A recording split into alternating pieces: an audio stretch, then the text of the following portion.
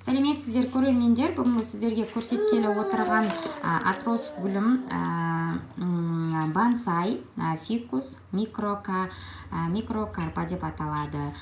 Бұны неге атроскасын алып жатырмын? Себебі үлкен өте бір айтып отырмын ғой, алдымыздағы видеоларда осы видеоны соңына дейін қараңыздар, өте қызықты болмақ. Себебі осы нәрсеге қызықтым. Неге десеңіздер, бұл стволмен, яғни жіншен деген шөпті көрулеріңіз бар ма? Жіншеннің тамырына ұқсайды, тамыры сыртқа қарап өседі. Бұл біріншіден. Екіншіден, бұл өте бонсай деген гүлге естулеріңіз бар шығар. Менде негізі суға салып қойғанмын тамырлатуға. Бірақ та проблемамы, әлде мен дұрыс суды, влаганы негізі жақсы көрмейді деді. Интернетте түрікше және орысша каналдарды іздеп қарасам, ешқандай бұндай атросты тамырлатуға қоймайды екен. Соған қарағанда бұл влаганы жақсы көрмейді екен. Бонсай фикустың бір түрі. Өте жақсы состояниеде алдым, бірақ та көп жапырақтары түсіп қалды. Осы үйге келгенше уже міне түсіп жатыр. Бұл жапырақтарын қимаймын, сол үшін отырғызып тастамақшымын бүгін. Бұл өзін жайсыз сезініп жатыр ма, әлде отырғызуды требовать етіп жатыр ма, оны толық біле алмадым. Себебі бұл менде бірінші рет. Енді шыны керек, бұл гүл айтам сіздерге, Магнум супермаркеттерінде үлкен осы бір екі стволының өзі осындай біреу, екеу, үшеу тұрған ствол деңізші, мынау ствол деген осы ағашы. Осындай екі ашалы, үш ашалы ағашыдан осындайдан екі, үшеу құрылып тұрған. Қазір сіздерге соңында фотосын салатын боламын, қандай екенін. Бұны қозғай бергім кеп тұрған жоқ. Қазір кішкентай горшокқа сразу көшіргім кеп тұр. Сол жерде Магнум енді гүлдерді өте қымбат сатады. Білмеймін қай жақтан қалай әкеліп таставить етеді. Бұрын жақсы, даже скидкада болып тұрушы еді. Магнум қазір ешқандай гүлге қарамайтын болып кеткен. Даже каждый отделениесі. Ол бір. Екіншіден, о жақта 10 000 теңге тұрады екен. Ал менің осы кешегі алдыда осы салған видеом, который топ 3 магазинді көрсеткен, соның бірі Ташкентский трактта, осы апорт молдың жанында орналасқан Леруа Мерленде осы екі стволы, осындай бір ағашы, осындай екі ашалы, бір ашалы, үш ашалы, осындай бонсайдан екі штук тұр. И осындай үлкен тамырлы бонсайда ол 4 000, 5 000, 6 000 теңгеден тұр. Негізі выбор өте көп Леруа Мерленде. Одан кейін сіздерге айтатыным, о жақта суммасы, міне қараңыздар, почти барлығы түсіп жатыр. Мен бұған кәдімгідей жүрегім ауырып жатыр. Особо мен негізі көңілді қатты прямо атроскілерге бөлмейтінмін. Аллахтың қалауымен осылай осы атроск қолыма тиіп қалды. Енді сіздерге айтатыным, бұны мен 22-сі күні, 22-сі, 21 күні атросканы алсам, қазір 26-сы 5 күн үйге алып келдім, 5 күн бойы суда тұрды. Қарасаңыздар, мынандай осылай қарайып бірдеңке болып қалды ғой үшін. Осылай. Сосын бұны маған бір кісі подаркаге берді. Подаркаге бергенде сол түсіп қалған жерінен можно деп сұрап алдым. И да, конечно, деп слегка былай оймен бере салды маған.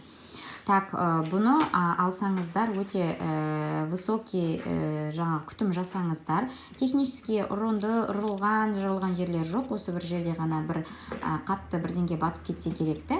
Енді қазір отырғызу барысына көшейік. Бұл тамырламайды екен. 5 күн бойы хотя бы бір тамыр жібере ма деп едім. Қараңыздар, вообще ешқандай тамыр жіберген жоқ. Либо бұл дұрыс алынбады ма атроскасы, былай қиып алу керек па? Көбісінде формировка жасайды екен, яғни форма жасайды екен. Тұрған тұрысына қиып отырғызғаннан сразу. Бірақ мен ондай не хочу, потому что мыналар міне қарайып жатыр. Мына жерде бүршіктеген жерлері.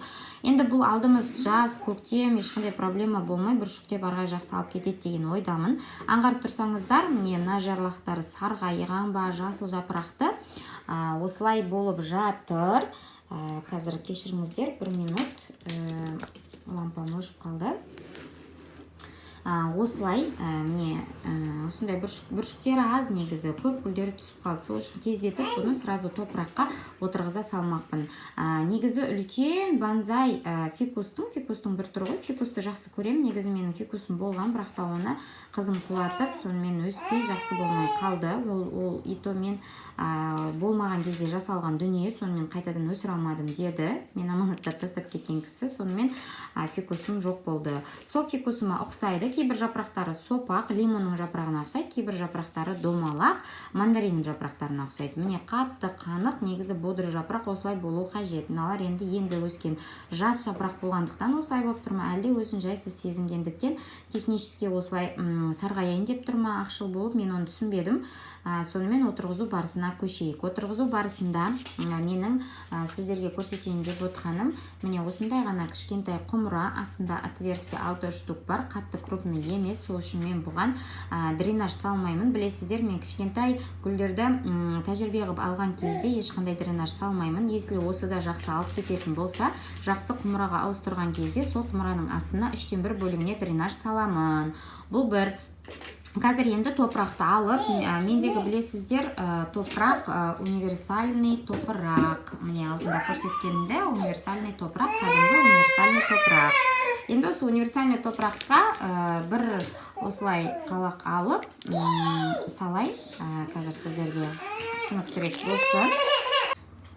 Так, ренжімеңіздер, балаларым шулап видео түсіруіме кедергі келтіріп жатыр.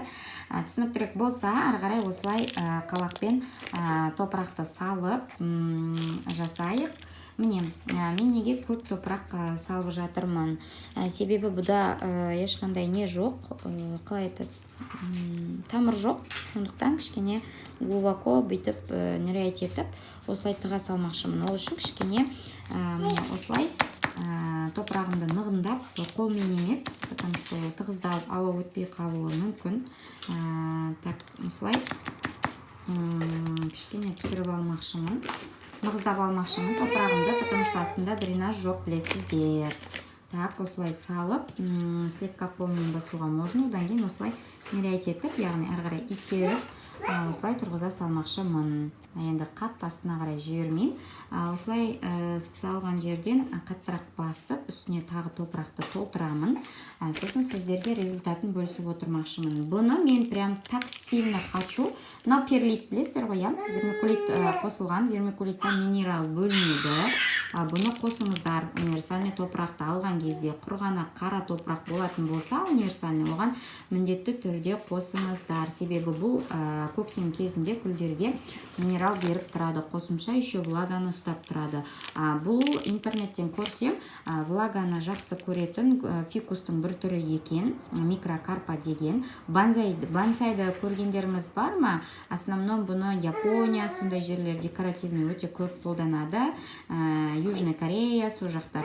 Сол бонсайға өсіріп, офисный жерлерге олар біздікі қылқан жапырақты сияқты фикустарды қоймайды. Осындай әдемі көрінетін бонсай түріндегі фикустарды қояды. Қолдарыңызбен слегка осылайнан басып, кішкене не ұстатсаңыздар болады. Формасын бұлқылдап кетпес үшін ұстатсаңыздар болады. Неге бұндай кішкентай горшокқа отырғызып жатырмын? Потому что менде күмән бар. Иншаллах алып кетсін. Прям бұтырлап түсіп жатқан жоқ жапырақтар, бірақ основном түсіп қалды, қараңыздар. Бұл вообще бұдырлап әдемі өсіп тұрған көп жапырақтар міне осылай түсіп қалды, өкінішке орай. Одан кейін сіздерге айтпақшымын мынаны. Мен бір жерде осылай естідім, что жапырақтан фикус өсе ме өспей ме білмеймін. Негізі жапырақтан өсетін гүлдердің барлығын, оказывается, жапырақты тігінен емес, осылай вертикальный салу керек екен. Сол кезде побегтар беруі мүмкін екен. Енді айтайын, неге побегтар беруі мүмкін? Вертикальный салған жағдайда ар жағын осылай шығарып, даже жапырақтарының өзін тастағым келіп жатқан жоқ, көріп жатқан шығарсыздар, иә? Міне осылай вертикальный, себебі мына түбінде, міне қазір ана жерде кішкентай жапырақты, осы кішкентай жапырақтан көрсетейін сіздерге результатты. Міне қарасаңыздар, міне ана ручкамен көрсете берейін. Осы бір жерде, міне қазір 1 минут камераға дұрыс көрсетіп алайын. Міне ручкамен қарасаңыздар, міне көрсетемін, мына тұрған буынынан оказывается былай жоғары қарай ствол өседі екен, таяқтар, бүршіктер. Ал егер тігінен салатын болсаңыз, құр тамыр шығарып, қана жапырақ ары қарай өспей тұрып алады екен. Түсінікті болды ғой, маленький сіздерге лайфхак болсын деп айтып жатырмын. Бұны мен 2 рет эксперимент өткізіп көргенмін. Шынымен де солай. Егер тігінен салсаңыз, тек тамырлап, жапырағыңыз жай ғана үлкейіп қана тұра береді. Ал бұны вертикальный салатын болсаңыздар, міне бұлай вертикальный деген осылай жатқызып салатын болсаңыздар, естественно, мына жерінен жоғары қарай бұлай өсіп, тамырлап көбею мүмкіншілігі бар. Бұл қандай гүлді болмасын, жапырағынан өсіргісі келген адамдарға лайфхак. Осылай попробовать етіп көріңіздер, который гүлін жоғалтқысы келмейтін жандарға арналған лайфхак. Сондықтан осылай жан-жақтарына вертикально осыны салып жатқан жағдайым бар. Енді сіздерге суаруды өте жақсы көреді екен. Ыстық күндері даже мынандай кітте құмыраны күнде суаруға жет екен. Ал былайынша салқын күндері жарық түсіп көлеңке болып тұратын батыс жағында қойылған терезеге қойсаңыздар күнара, яғни 2 күнде бір суаруға болады екен. Бұл жаздың күндері. Ал көктемде, мне так кажется, мына почваның өзі ылғалды, тамыр алып кету, өзін қалай сезінуін бақылап қарап жүремін. Одан бөлек, мынау жақсы развивать етіп жапырақтар прям ствол беріп істеп жатса, осы жапырақтарын осында қалдырып, мынаны ары қарай бақылайтын боламын. Одан кейінгі нәтижесін сіздерге бөлісетін болам. Мен прям осыны хочу, что банзай болып үлкен фикус болғанын, прям солған ниеттеніп жатырмын. Сізде де егер осы гүл банзай ретінде уже сіздерде үлкен болып өсіп тұрған болса, фишкаларыңызбен бөлісіңіздер, комментарияға жазыңыздар, өтінем, потому что ол маған қажет ақпарат. Қазақстанның аруларының өсіп атқан бонсай фикус микрокарпасын көргім келеді, және оның қандай қасиеттері бар екенін шынайы отзыв жазып өтсеңіздер, мен өте қуанамын. Каналымна тіркеліп, пікір қалдырып, лайк басуды ұмытпаңыздар, және видеоны соңына дейін қарағандарыңыз үшін өте рахмет. Маған өте қуаныштымын, рахмет сіздерге. Келесі кездескенше қош сау болыңыздар, және де осы фикус бонзайымның результатын күтіңіздер. Мына жақта кішкене бүршік бар, мына бүршіктер кішкене солып қарайып қалған. Енді ары қарай қалай болатынын сіздермен бөлісіп отырам. Формировка жасаймыз деген үміттемін, фикус болып үлкен болып өссе, сондықтан менімен бірге болуларыңызды өтінемін.